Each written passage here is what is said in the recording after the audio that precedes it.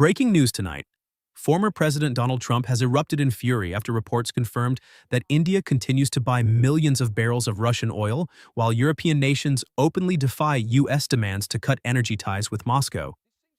The revelations come at a critical moment when Washington has been pressuring allies worldwide to isolate Russia economically after its ongoing geopolitical confrontations. Yet two of America's key partners, India and Europe, seem to be moving in the opposite direction. Standing before a roaring crowd at a campaign-style rally in Texas, Trump slammed what he called the total weakness of the current U.S. administration, accusing it of letting allies mock American power by funding Russia's energy exports while expecting the United States to bear the cost of sanctions and military aid. India is laughing at us, Europe is laughing at us, and Russia is making billions while Joe Biden sits and does nothing, Trump declared, his voice rising as supporters cheered. The controversy began when new trade data revealed that India had doubled its purchases of discounted Russian crude oil over the past 6 months, taking advantage of Moscow's desperate search for buyers amid Western sanctions. At the same time, several European nations, including Germany and Italy, have quietly ramped up imports of Russian liquefied natural gas, LNG, despite promising Washington they would diversify away from Russian energy after the Ukraine crisis. For the United States, this is nothing short of a diplomatic humiliation. Washington has spent the last 2 years urging allies to isolate Moscow economically, insisting that cutting off Russian oil and gas revenues was essential to crippling the Kremlin's war machine.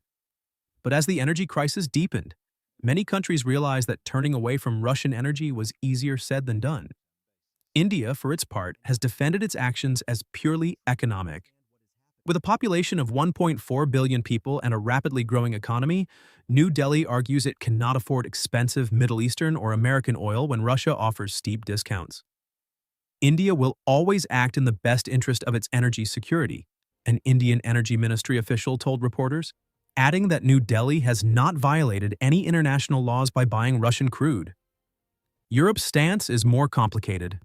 While European Union leaders publicly pledge solidarity with Ukraine and alignment with U.S. policy, many quietly admit that Russian energy remains critical to keeping factories running and homes heated, especially during harsh winters. Germany, Europe's largest economy, has repeatedly delayed deadlines for phasing out Russian gas, citing fears of industrial collapse and soaring energy prices. The revelations have triggered a political firestorm in Washington. Republican lawmakers accused President Biden of failing to enforce sanctions effectively, while Democrats expressed frustration that U.S. allies were undermining a united front against Moscow.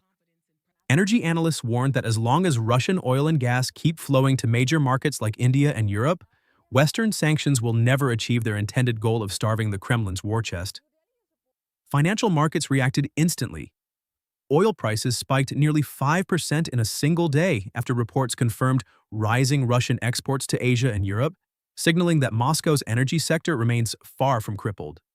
The Russian ruble even strengthened slightly against the dollar, defying predictions of a total economic collapse under sanctions. Meanwhile, in Moscow, Kremlin officials gloated over the news. Russian state television aired triumphant headlines declaring Western sanctions fail again, as energy revenues continued to flow in. One commentator mocked Washington, saying, "The world needs our oil and gas, no matter what America says." As Trump's angry remarks echoed across U.S. media channels, the stage was set for a growing showdown.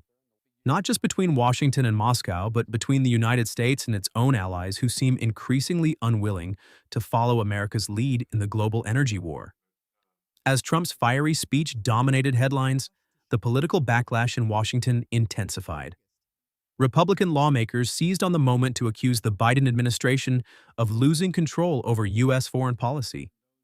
Senator Ted Cruz called the situation a catastrophic failure of leadership, demanding the White House impose secondary sanctions on any country purchasing Russian oil, including India and European allies.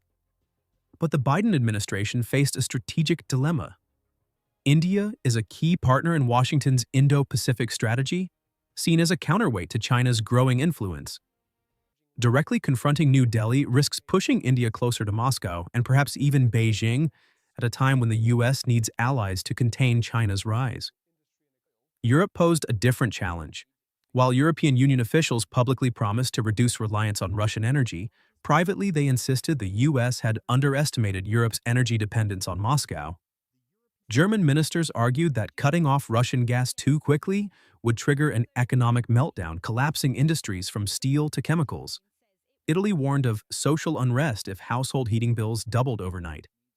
The White House tried to strike a diplomatic tone. National Security Advisor Jake Sullivan told reporters the U.S. would continue engaging with partners to reduce reliance on Russian energy, but stopped short of announcing any punitive measures.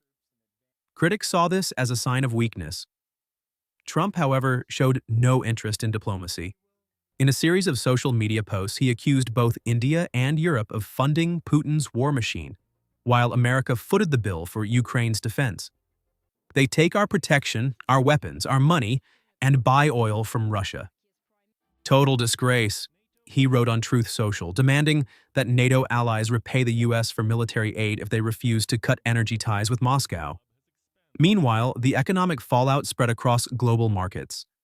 Energy traders warned that U.S. efforts to restrict Russian exports had backfired, tightening global supply and driving up prices for everyone, including American consumers. Brent crude climbed above $98 a barrel, its highest level in nearly a year, fueling fears of another inflation spike in the U.S. economy. Russia, on the other hand, appeared to be thriving. Despite Western sanctions, Moscow reported record revenues from oil and gas sales to Asia, the Middle East, and parts of Europe. The Kremlin used these funds to stabilize the ruble, expand military production, and offer subsidies to key industries hit by sanctions. Economic analysts warned that as long as major economies like India and Germany keep buying Russian energy, the Western sanctions regime will remain full of loopholes. Some even predicted Russia's economy might grow faster than Europe's this year, driven by high energy earnings and deepening trade with non-Western partners. By week's end, Washington found itself increasingly isolated, its calls for a united front against Moscow falling on deaf ears as allies pursued their own economic interests. As tensions deepened, analysts warned this energy dispute could soon spiral into a full-blown geopolitical crisis. Washington now faces a critical choice. Should it punish allies like India and Europe for defying its sanctions, or risk losing influence by letting them continue energy deals with Moscow? Some U.S. senators began pushing for secondary sanctions, threatening to cut off countries buying Russian oil from access to American financial systems. But experts cautioned this could backfire badly. Targeting India could fracture the Quad alliance, the U.S., India, Japan, Australia partnership designed to counter China, while confronting Europe might destabilize NATO unity just as the Ukraine conflict drags on. Meanwhile, Russia used the rift to its advantage. President Vladimir Putin openly thanked India and European nations for continuing energy cooperation, declaring that Russia will always be a reliable supplier for partners who act independently, free from outside pressure.